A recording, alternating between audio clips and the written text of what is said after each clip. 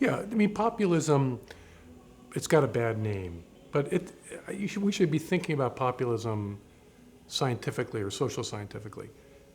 Populism is when the many lose confidence in the few, when the populace becomes skeptical that the leadership class has their interests at heart.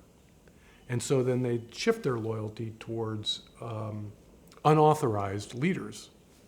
And Donald Trump was certainly an unauthorized leader in the sense that he had no experience in political office. He was disliked and criticized by all mainstream figures, which only seemed to enhance his appeal to many of his voters. And that's just a sign that our society has divided. And if we go back to Charles Murray, Belmont, the top 20%, Fishtown, the bottom 30%, and how much they have separated, you begin to see, well, yes, actually, the people who run the country, the people in the leadership class, are now living in an isolated way. They've become detached from the ordinary citizen.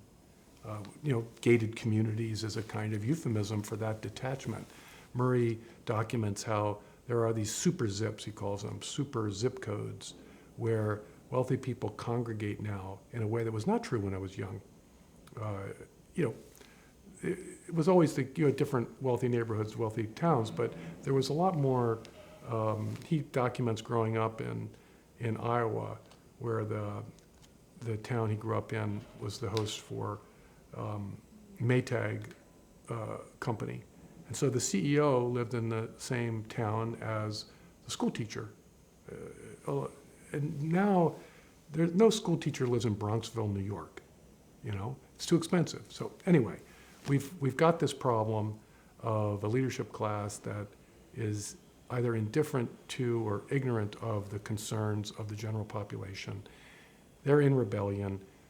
Populism is the appropriate word to describe that rebellious sentiment as it attaches itself to these rogue leaders who promise to give the voters what the leadership class refuses to give them.